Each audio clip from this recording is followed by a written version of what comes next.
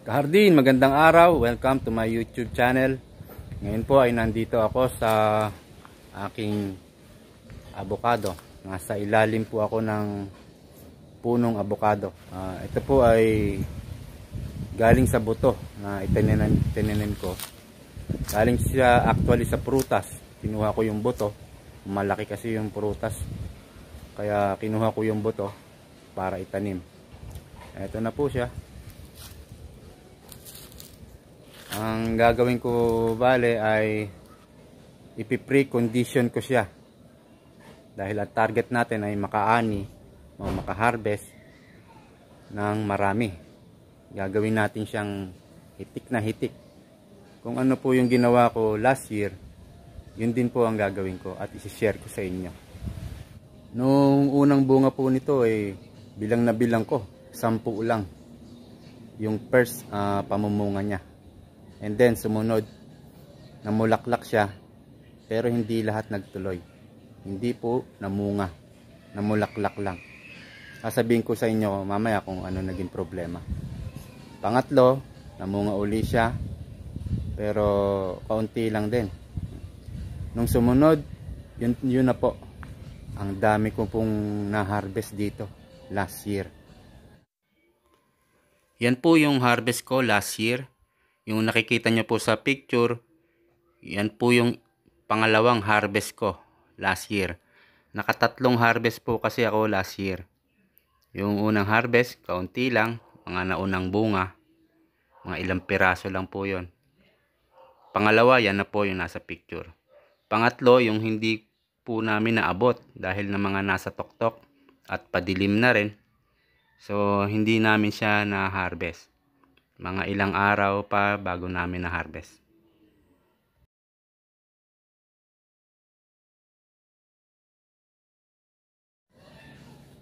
Ito po ay wala pang 10 years. Hindi ako nagkakamali, nasa 6 to 7 years old pa lang itong avocado kong ito. O sabihin natin 8 years. Hindi ko kasi talaga matandaan kung ilang taon na to.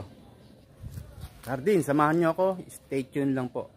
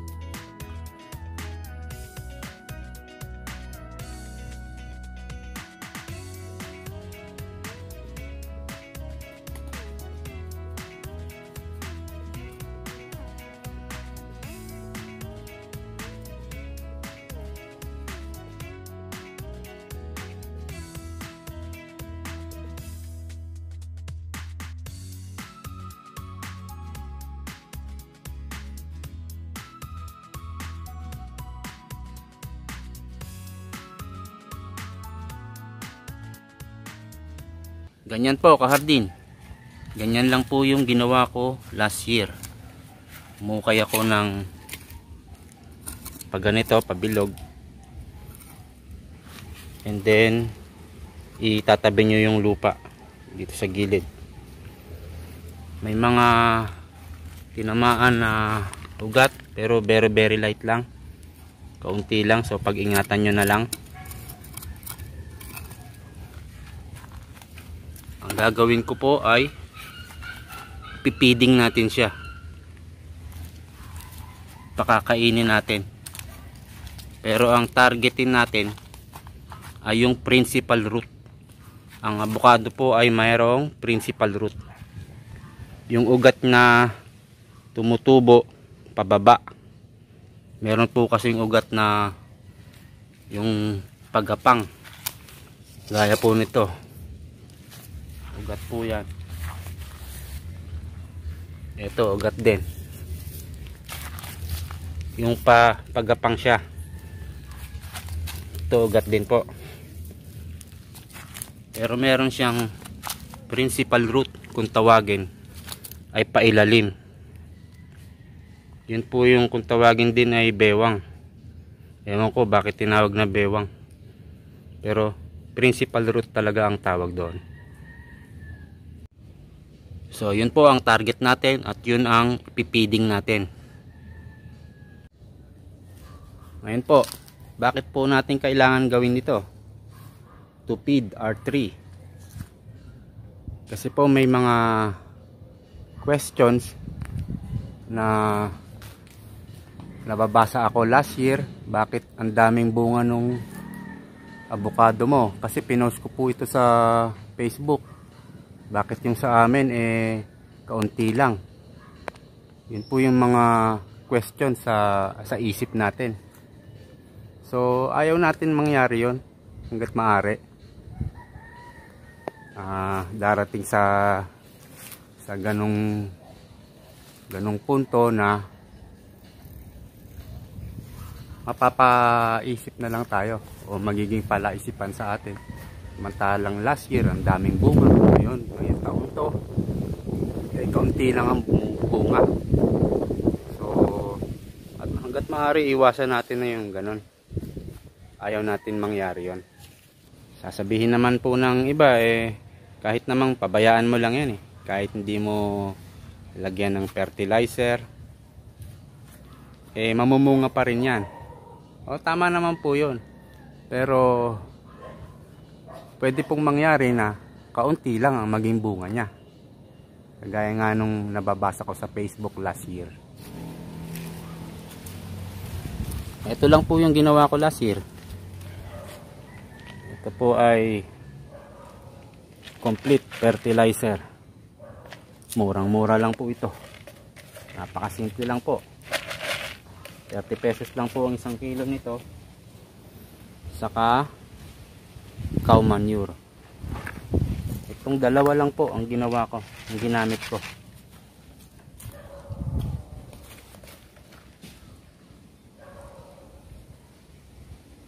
Yan, bubud-bud nyo lang po. Yan.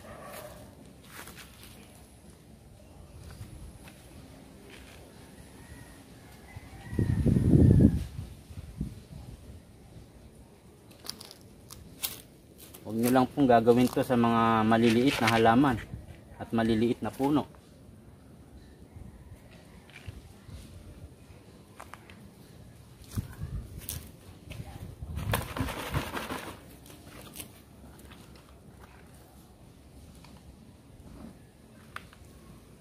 Sa cow manure po dapat tuyong-tuyo.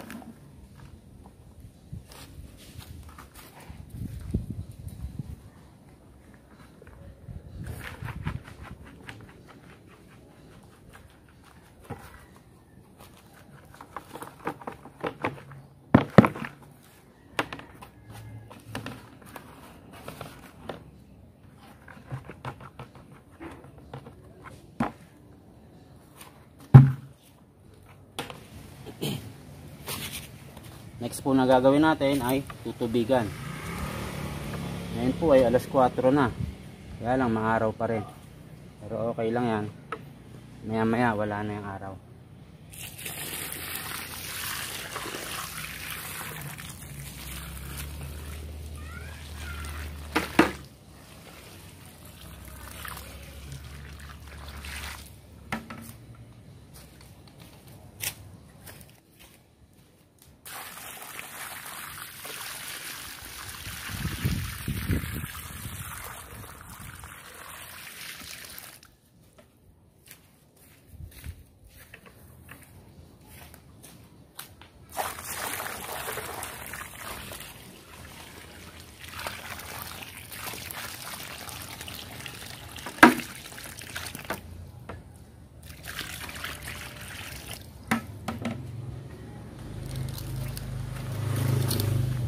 Medyo pabababain po muna natin yung tubig.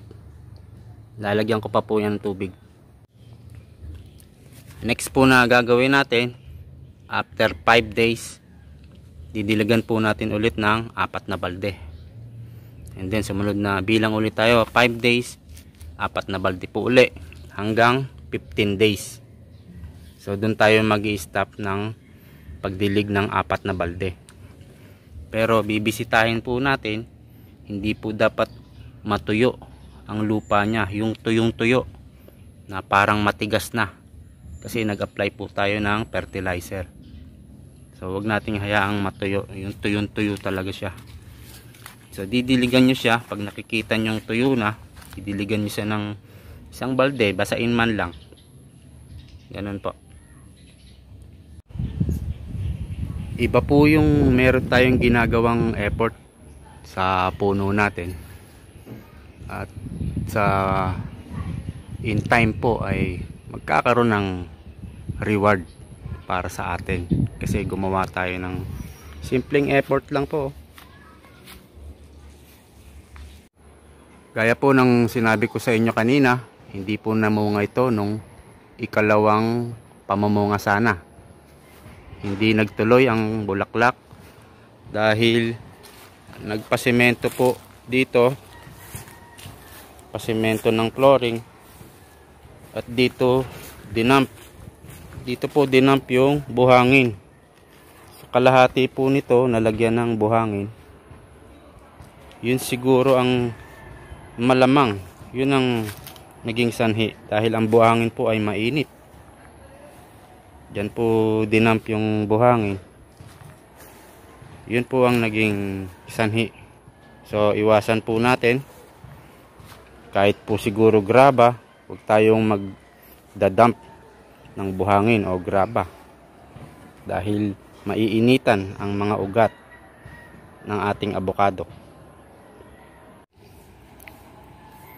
By January next year, or end of January or February, mamumulaklak na po yan. So once na nakita natin may bulaklak na, ganun po ang uli ang gawin natin. Mag-apply po ulit tayo ng complete at saka cow manure. Same procedure lang din, basta't nakita natin na may bulaklak na. Isang beses na lang po uulitin yon, okay na yan. Ngayon po ay December, early December. So expected natin mga Mayo, May or June, makaharvest na. Kahardin, hanggang dito na lang po. Maraming salamat sa panonood. Kung bago ka rito sa aking channel, please subscribe, like, share, and comment. Until next video, happy gardening.